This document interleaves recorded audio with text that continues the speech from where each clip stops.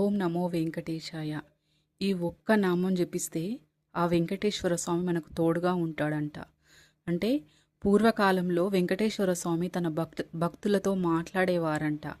ఆయన ఎవరైతే తన నామం జపిస్తూ బ్రతుకుతారో వాళ్ళ దగ్గరికి వెళ్ళి కూర్చొని మాట్లాడేవాడంట. అంటే వాళ్ళకు తెలియకుండానే వెంకటేశ్వర స్వామి మారు రూపంలో వెళ్ళి వాళ్ళతో ఉండేవాడంట. వాళ్ళకి సహాయం చేసేవాడంట. అంత గొప్ప మహిమగల దేవుడు వెంకటేశ్వర స్వామి. ఇంకా స్వయంగా వెంకటేశ్వర స్వామి ఏం చెప్తున్నారంటే, ఎవరు నా నామం జపిస్తూ నిత్యం నా నామస్మరణతో ఎవరు జీవిస్తారో వారికి సదా నేను ఎల్లవేళలా వారికి సహాయం చేస్తాను, నా భక్తులను నేను కాపాడుకుంటానని స్వయంగా వెంకటేశ్వర స్వామి చెప్పిన మాటలని అలాగే పురాణాలలో కూడా ఉంది. కాబట్టి అందరూ ఓం నమో వెంకటేశాయ, ఓం నమో నారాయణాయ అని జపించడం వల్ల మంచి జరుగుతుందని పురాణాలు మనకు చెప్తున్నాయి. కాబట్టి అందరూ ఏ పని చేస్తున్నా సరే ఆ నారాయణ స్వామి మంత్రం జపించడం వల్ల మనకు పుణ్యం కలుగుతుందంట. అలాగే మనల్ని కష్టాల నుండి ఆ స్వామివారు బయట పడేస్తారంట. ఇవి స్వయంగా వెంకటేశ్వర స్వామి చెప్పిన మాటలు. కాబట్టి అందరూ నారాయణ మంత్రం వెంకటేశ్వర స్వామి ఓం నమో వెంకటేశాయ అని జపించడం వల్ల మనకు మంచి జరుగుతుంది. కాబట్టి అందరూ జపించడం అలవాటు చేసుకోండి. అలాగే పూర్వకాలంలో అంటే నిజంగా జరిగిన ఒక సంఘటన చెప్తాను నేను. పూర్వము ఒక రామయ్య అంటే ఒక వ్యక్తి ఉండేవాడంట. ఆయన ఒక విలేజ్లో ఒక పేద రైతు ఉండేవాడంట. అతను ఎంతో నిజాయితీ పరుడంట. అలాగే ప్రతిరోజు వెంకటేశ్వర స్వామి నామం జపిస్తూ ఉండేవాడంట. ఓం నమో వెంకటేశాయ అని జపించి ఆయన పనులు ఆయన చేసుకుంటూ ఉండేవాడంట. కానీ అతను ఏ రోజు వెంకటేశ్వర స్వామికి విలువైన నైవేద్యాలు, అంటే అతను పేదవాడు కాబట్టి విలువైన నైవేద్యాలు విలువైన బట్టలు ఎప్పుడూ పెట్టేవాడు కాదంట. కానీ కేవలం ఓం నమో వెంకటేశాయ అని జపించి ఆయన పని ఆయన చేసుకునేవాడంట. అలాగే ఆయన దగ్గర ఉన్నదానికి ఎప్పుడు కృతజ్ఞత చెప్పుతూ సంతోషపడుతూ దాన్నే వాళ్ళు జీవనం ఎట్లా అంటే పేదవారు కాబట్టి వాళ్ళ దగ్గర ఏదైతే ఉందో దాన్ని తిని వాళ్ళు హ్యాపీగా ఉండడం అలవాటు చేసుకొని ఆ వెంకటేశ్వర స్వామికి కృతజ్ఞత తెలియజేస్తూ ఉండేవారంట. అలా కొన్ని రోజులు జరుగుతున్న తర్వాత కరువు వచ్చి పంటలు అసలు పండవంట. పంటలు పండక ఆర్థిక ఇబ్బందులు, అంటే ఫుడ్ కూడా తినడానికి, అంటే కుటుంబ పరిస్థితి చాలా దిగజారిపోతుందంట. సరైన అంటే కడుపు నిండా తినడానికి కూడా, అంటే బ్రతకడానికి కూడా తిండి లేని రోజులు వస్తాయంట ఆయనకి.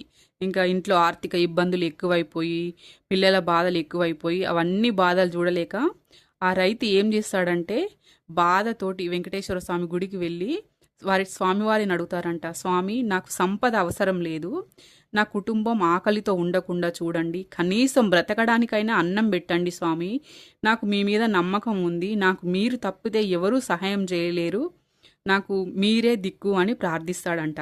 అప్పుడు ఇంకా వెంకటేశ్వర స్వామి రామయ్యకి కలలో కనిపిస్తాడంట. ఆ కలలో ఏమని చెప్తాడంటే, భయపడకు, రేపు ఉదయం నేను ఒక చోటు చెప్తాను, మీ ఊరిలో ఉన్న మర్రి చెట్టు దగ్గరికి వెళ్ళి కూర్చో, నేను అక్కడికి వచ్చి నీకు అనుగ్రహం, అంటే నేను కరుణిస్తాను, అక్కడికి వెళ్ళి కూర్చో, నా అనుగ్రహం లభిస్తుంది నీకు అని చెప్తాడంట.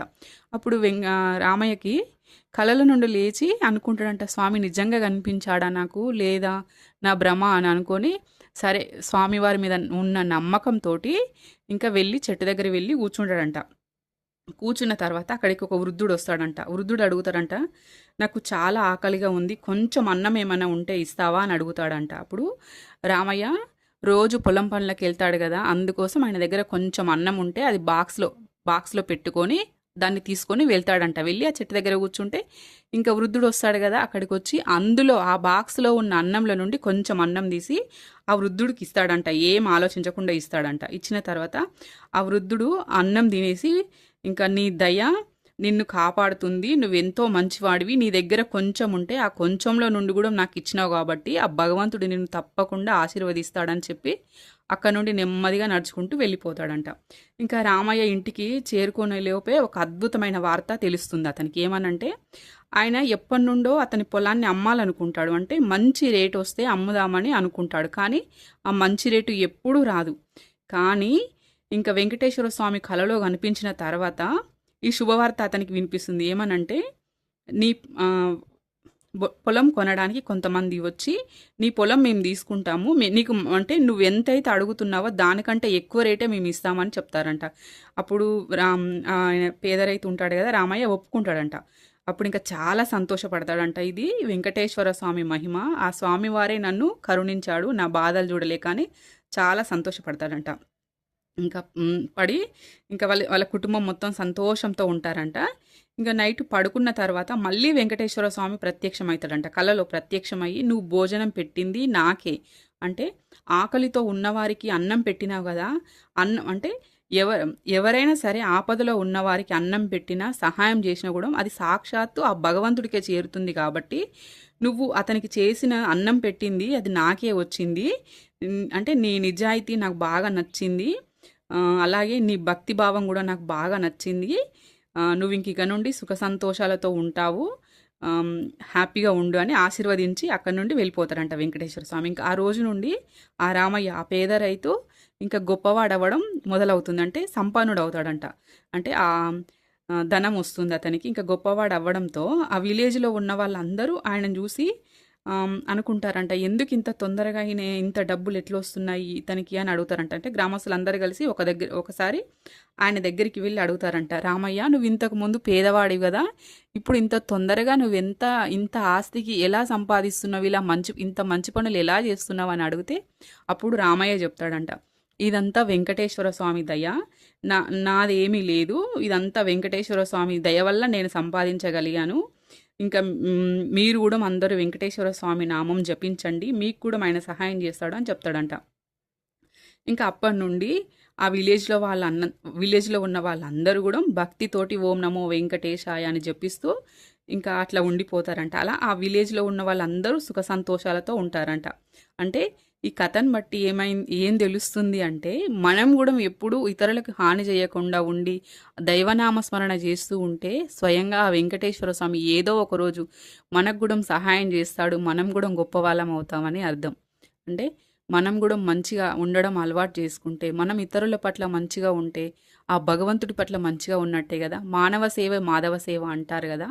అందుకోసం మనం మంచి పనులు చేయడం వల్ల, ధర్మంగా బ్రతకడం వల్ల ఆ భగవంతుడి ఆశీస్సులు మనకు కూడా ఉంటుంది అని చెప్తున్న కథ ఇది. అలాగే మీరందరూ కూడా ఓం నమో వెంకటేశాయ, ఓం నమో నారాయణాయ అనే మంత్రాన్ని జపించడం మొదలుపెట్టారనుకోండి, మీకు కూడా మంచి జరుగుతుంది. అలాగే ఈ కథ మీకు నచ్చితే ఒక లైక్ అండ్ సబ్స్క్రైబ్ చేయండి. అలాగే రోజు దైవనామ స్మరణ చేయడం అలవాటు చేసుకుంటే మనకున్న బాధల నుండి మనం బయటపడగలుగుతాం. ఓం నమో నారాయణాయ.